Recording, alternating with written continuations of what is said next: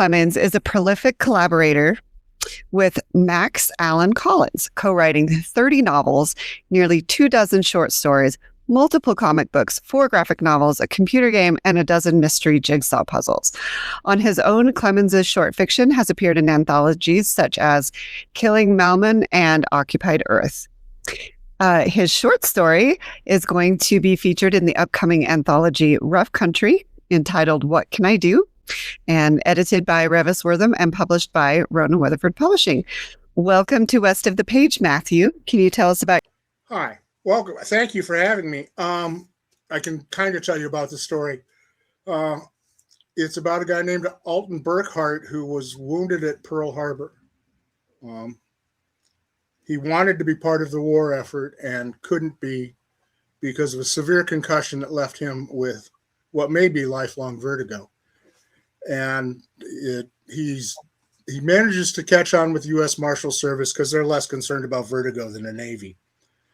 And he ends up in Boise, Idaho, where Alton is convinced he is the worst marshal in the Marshal Service and that he has no ability to really accomplish anything in Boise, Idaho. And adventure ensues from there. I love that he thinks that he's completely convinced he's the worst. What kind of drew you to that, to have your character think I'm the absolute worst? There is a gentleman named Jay Hilgenberg who was a center on the Iowa football team a very long time ago. Jay Hilgenberg played briefly with the Chicago Bears in a season when they were so bad they went winless. And in the last game, when it was freezing cold and they were getting manhandled again, Jay Hilgenberg was on the bench, and he said he remembered that day sitting there thinking he was on the worst team in the NFL and he wasn't playing, so he must be the worst player. And he vowed that he wouldn't be anymore. And he eventually became an all-pro center. But that story always stuck with me, that at some point in your life, you're going to think everybody else is better at this than I am, regardless of what you do. And Alton was having that moment driving from Boise to Mountain Home, Idaho, where he realized, I am absolutely the worst U.S. Marshal in the service because somebody has to be. And from where he is sitting, it has to be him. So that was where the germ of that portion of the story came from. I love that story stuck with you for so long and then inspired you to write this one. Everything you hear, everything you see, everything you experience in this world comes out in a book eventually. And that's just part of the job. You keep it all. You don't need it today, but maybe 20 years from now you do. And if you can still find it, then we're all the same. We're just people. We all want the same things for the most part. We dream about the same things. And we all think we're imposters at something. And if you're a writer, it really sucks that you think you're an imposter at that. But even after, 34 years into a professional career, I'm pretty sure tomorrow somebody's going to figure out I have no talent and send me home. And until that happens, though, I'm going to keep doing this because it's fun. Why did you choose to tell a World War II story from the home front instead of the battlefield? Well, when Revis approached me about this, and he was very kind to offer me a spot, he said they were going to try to do Marshall stories across the timeline. And that's the timeline that nobody else wanted, because everybody wanted that time around 1900 where horses are still there, but cars are coming along and the world's changing so fast. And that was sort of the thing that drew me first too. But it occurred to me that the one period nobody would pick would be the period where the U.S. Marshals were the least seen, which was when almost all of them were overseas fighting World War II. And those that were left behind had a very important job to do, but were not in the public eye very much. So all of a sudden it became a period where I thought, I have this whole time period to myself. And it is also a period of time where, as we discussed before we started recording, America First was a group that was heavily into isolationism and not joining the war effort. And there were a lot of people in America who sympathized with not joining the war effort before Pearl Harbor. And so it was interesting to write about a period where we are taught through history that once the war started, everybody was on board, everybody was gung-ho. But in that period, right around there, it was a period of great consternation in the country, much like it is now. There was a lot of divisiveness about what was going on and what should be done. And so that period of time was already of interest to me as something I have in mind for a book. And I thought there would be a different guy in this book than Alton Burkhart. And there will be if I ever write a novel about that time. I have an idea for it, but it turned out it couldn't be a Marshall. But Alton could, and he has a job to do, and it turns out to be kind of a weirder job than he expected. It seems like it's a pretty routine case, car theft going on, and then all of a sudden we got Nazi sympathizers in here. So what kind of led you to introduce that? I come from a background of crime fiction, so I knew I wanted a serious crime. There was a lady who was arrested several times and transported by the marshals multiple times for impersonating an army officer, which was sort of bizarre, but I didn't know how I could make a story out of that. But I knew there would be something criminal, and I knew Mountain Home Air Force Base. It wasn't an Air Force base. It was the Army Air Corps at that point. They were just getting ready to open, and there was Nazi activity in the country that we don't talk about. And so it's sort of all just fell into the blender together. And this is what came out. Awesome. So the story kind of highlights heroism in a way that we don't usually see it. So what does that idea mean to you? I don't know if Alton would see himself as a hero. I would think he sees himself as a contributor to the effort now, finally. Because there was more at stake than two car thieves. Mm-hmm. If he had gone and picked up two car thieves and taken them back to Boise, I don't think his opinion of himself would have changed. But being forced to do something difficult and overcome something he didn't know if he could overcome, I don't know if he's a hero, but he did what he needed to do in the time that it happened. I just don't know if he would consider himself a hero. I'm certain and it is the sort of situation that the story would never have come out publicly. Mm-hmm. They would never have put that in the newspaper, so no one was ever going to know. So his light is one that will always sort of shine under a bucket somewhere. You mentioned earlier, or just a few minutes ago, about how he finally could contribute to the war effort. And then off screen, we were talking about the title of the story, What Can I Do? So when you said he could finally contribute to the war effort, is what can I do? Was that a question he was always asking himself? I don't think he was always asking himself that.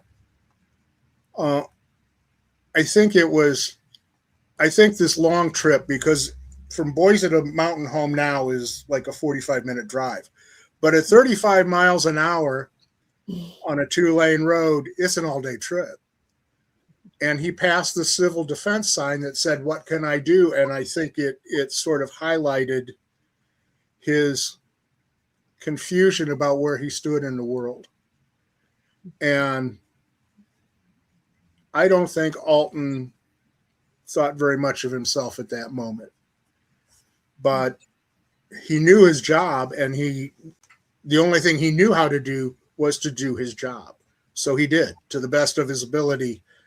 And it came out that he wasn't bad at it. So switching gears just a little bit, you've worked across novels, short stories, comic books, graphic novels, even a computer game. So how do you approach storytelling differently across all of these formats? I don't. It's all the same. Storytelling. You have to write differently because they're different disciplines. Mm-hmm. The computer game was odd because we wrote out possibilities. The comic books are kind of like a screenplay, which I despise because I'm a control freak and you have very little. But it is also trying to get an artist to see what's in your head, which I'm always trying to do as a novel writer. I want the reader to watch the same movie that played in my head as I wrote the book. And I don't mean a similar movie, I mean the same movie. So I'm a real control freak about that. And it comes from Max. Max is a Mystery Writers of America Grandmaster. He knows what he's doing. He's got 100 books without me. So when we work together, the idea is to come up with a voice that is neither of us and tell a story that neither one of us could have told as well as we can together. And so that's what we've always tried to do.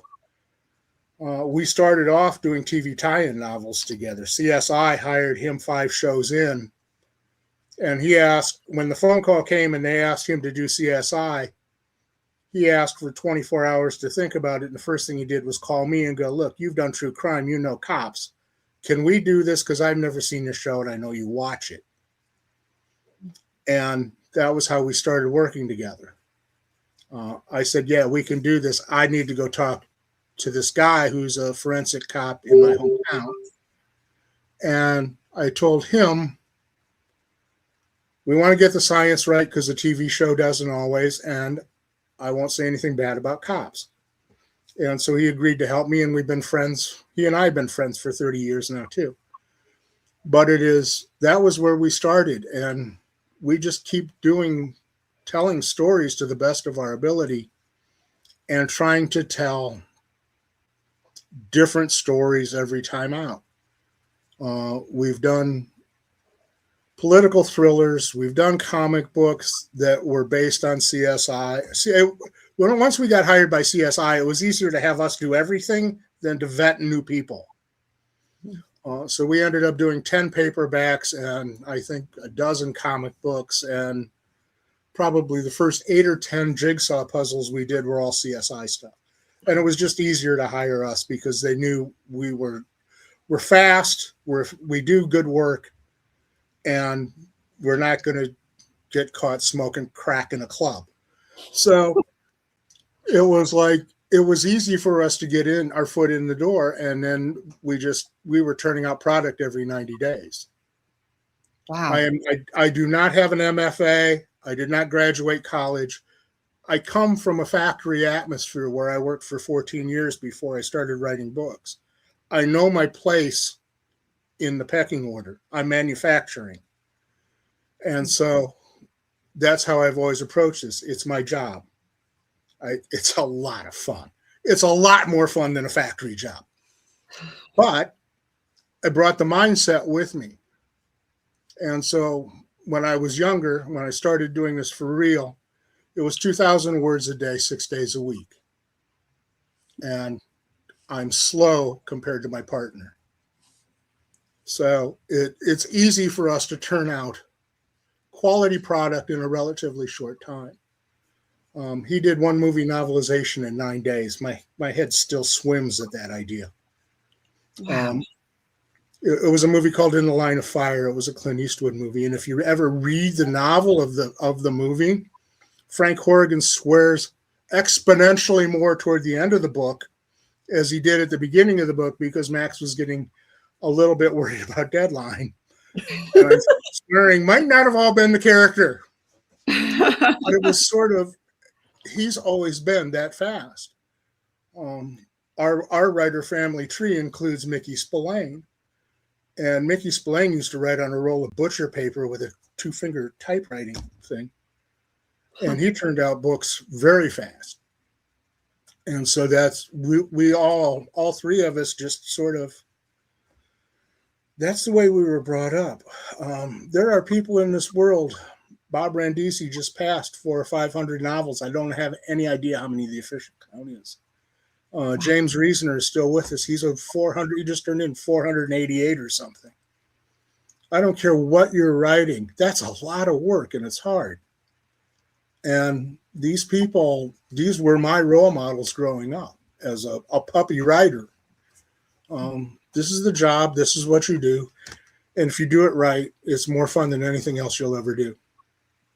You talked about how Max called you up because you were friends, but you weren't, you didn't have an MFA or anything. So tell us a little bit about when you started writing, how you met Max, and so then how to go from there.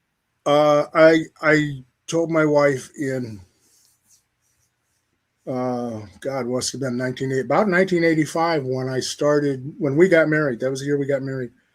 I went back to writing because I was unhappy with my factory job.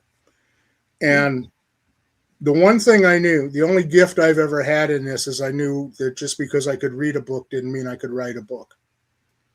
So the first thing I did was register at the Mississippi Valley Writers Conference, which is at a little Lutheran college across the river from me called Augustana. It was put on by a children's author named David Collins. And one of the people he brought in was this crime writer from Muscatine, Iowa, which is about 45 minutes from me. And the guy's name was Max Allan Collins. This was at a time when writers lived in New York because that's where publishing was. And I had never considered it a possibility that I could be one of those people because I didn't live in New York and I didn't want to. Mm-hmm. And then there's this guy. So I signed up for that class. And so in 1987, Max and I gave him a manuscript and he read it and he said, "You don't suck that bad." And I went, okay, that's really all the encouragement I need. I'm good now. I'll just keep doing this and I'll keep learning.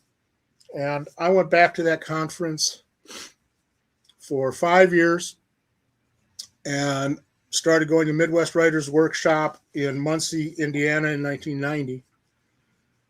So I was going to 2 conferences a year. Those were my 2 vacation weeks from the factory. And then in 1991, it was 91. I told my wife in 2 years, I'll have 15 years in and I'm going to quit and write books. Hadn't sold anything, hadn't really even completed anything. And she went, okay. And then a year later, I told her, okay, I'm going to kill somebody or me, one or the other. And I can't wait that second year. So I'm quitting like in a week. And started writing. I had sold 1 short story by then. And Max and I had become friends, but we didn't start writing together. That was 1992. We didn't start writing together until 2000. Oh, wow. And I had a true crime book and a bunch of magazine articles I did because I worked on films Max made. And I was the PR guy for the films. So I was selling articles to Fangoria and Femme Fatale and magazines like that. And so I was making a little money as a writer, but I was making the kind of money writers make when they don't quit their day jobs and are smart enough to keep them. But that was 34 years ago, and I still haven't had a day job since. I'm not good at day jobs. I am okay at this. But it is now I'm 70, so I really don't want to work for anybody else. I don't even like working for publishers at this point because I'm 70. I'm a grumpy old man. I don't want to do all this shit you want me to do. Well, and speaking of that, you talked to us a little bit about a book that you are now going to probably self-publish here at the end of the year. So. Coming up, you want to tell us a little bit about that? Bloody Hollow is I haven't always wanted to write a Western. Guys say that like I've always wanted to write a Western. Nope, didn't want to write a Western. But I was going to my nephew's high school graduation in Dallas with my wife. And we got as far driving. We got from Davenport, Iowa to Pryor Creek, Oklahoma, and stopped for lunch. And as I got out of the car, a voice in my head said, "I'm Abel Farr. I'm a gunfighter, and I don't want to be anymore." I've never had that happen. I mean, writing books is a little magic, you know that, but not like this. This is like weird. And Abel and I talked for quite a while over the next few years, even before I figured out everything that was going on. And if I was going to write about the Old West, I didn't want to write about Tombstone and Dodge City. And I thought, what's the weirdest place in the Old West? And the easternmost point of the Old West, if you didn't cross the river at St. Louis, you crossed the river at Davenport, Iowa, which is my hometown.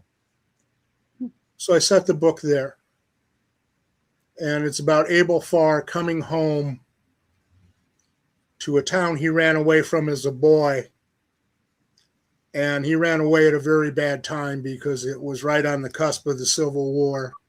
And he ended up spending the Civil War in Kansas as a jayhawker. And now he's seen enough killing and coming home to settle his family's affairs, but things are not good. There are people that want his family's property for reasons that come out in the book.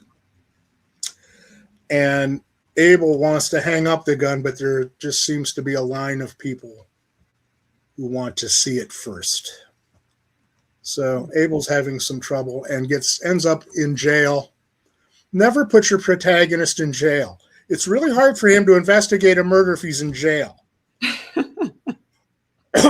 But it turned out that there was a Cherokee Indian man named Waya, which is wolf in Cherokee, who had either been kidnapped or adopted as a baby, a toddler, and grew up in Paris, where he became a gendarme, because that's about as high as he could ever rise, because France wasn't much less racist than the United States at that point.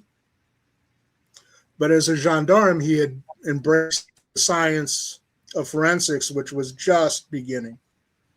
And having written CSI, forensics sort of invaded me. And so he was traveling through Davenport that day and got caught in a situation where he missed the train when it left. So he stranded in this town for 3 days. And the hero, Abel Farr, asked this Indian that he doesn't like because he's an Indian to try to save him by solving the murder. And the book is named after a place near Farr's property where a murder allegedly took place in my hometown called Bloody Hollow. And so that's kind of the gist of how the book starts. It's not a normal Western, but it is, I'm very proud of it, actually. Well, but it was that book was a long gestation process. That was years. So for a guy who writes in 90 days, this is crazy stuff. It sounds like you had a career of solo and collaborative on and off. And tell us, which do you prefer? Is it I have no preference. I love writing and I love working with people. I went from one side of the table as a student to the other side as a teacher for probably 20 of the last 30 years at the Midwest Writers Workshop, where I was kind of the faculty mascot for years and allowed to talk to the beginners because those are my favorites. And then I love collaboration. I love the idea of mixing arts. I mean, it's all just art. A long time ago, I learned that I don't pay attention to people who tell me that movie sucks. You know what? 1,000 people busted their ass for a year to make that happen. It may not be your taste, but that doesn't mean it sucks. And so I'm there's a lot of art that isn't anybody's taste, but it is one of those things where I'm just trying to find how many different ways there are to create art in this life, and maybe we can help people. My reader in my mind is the person sitting next to their loved one in the hospital. They don't know whether that person's coming out or staying in or going away in a hearse. But they're there for the duration, and they got to kill that whole night when they know they're not going to sleep. And if I can entertain them for that little period of time, if I can take their mind off it, I've done my job. And that's the person I write for. I love that so much. I've been thinking of that in my own writing recently too. Just this, this idea of making people happy. Yeah, boom. Giving people hope, giving people something. Yeah. So I'm changing how I view the process. I'm more interested in trying to elevate humanity. And I don't mean that in a noble Gandhi-esque kind of way. I just want to give people a break for a minute to sit back. And if I can make them think, that doesn't hurt anything either. Right. The first writers' conference I went to, as I said, was put on by David Collins, who was a children's author. David told me his job was to educate and entertain. I write for grown-ups. I have the same job, but in a reverse order. If I can entertain you and there's a little education that sneaks in, how I look at the world and helps change your worldview by 1/10 of 1,000th of 1%, yay. Then we both had a real good day.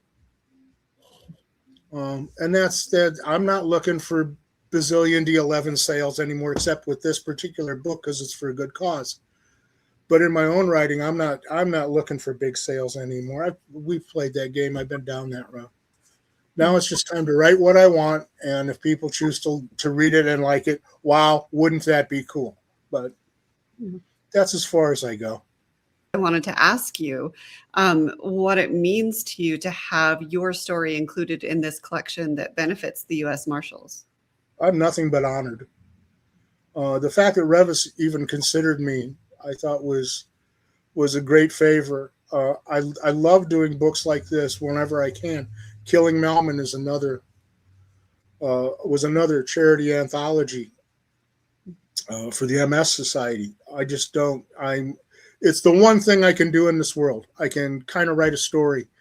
And if that helps to sell the book to another 4 people and it raises money for the cause, that's all good because it's a great cause. And I'm thankful to Rev and this incredible cast of writers that he's corralled into doing this. Some of them are friends. Some of them are people I'm just looking forward to reading for the first time. But these are 2 books that I'm going to have on my shelf for a long time. Speaking of Rev, how did he rope you into this? He asked. He just emailed me and asked. And that's you know what? That's all Rev ever has to do because he's him. We've been friends for quite a while. John Gilstrap introduced the 2 of us years ago. Oh, okay. And then we spent a lot of time at a place called Magna Cum Murder in Indianapolis, which was a week-long crime festival for readers. And I found myself on a panel with Jeffrey Deaver, John Gilstrap, Revis Wortham, and a European writer named Robert Wilson. And everybody was asking questions about writing, and they inevitably started with Gilstrap at that end, and they worked their way down to the other end where I sat. And I spent an hour going, do what they said. And at the end of the panel, somebody came up and said, wow, that was really concise. Thanks. You were my favorite. And I'm like, yeah, because do what they said. These guys are all selling a lot of books. They know what they're doing. But it's interesting when you find yourself at a table in a bar surrounded by Gilstrap and Wortham and Jeffrey Deaver, and they're talking about how they do what they do. You just got to be smart enough to shut up and listen. And you can learn a lot and still have time to pinch yourself and go, how did I end up here? Mm-hmm. And so, yeah, I'm thrilled to be in this anthology, and I'm happy for his success too, because he's worked hard.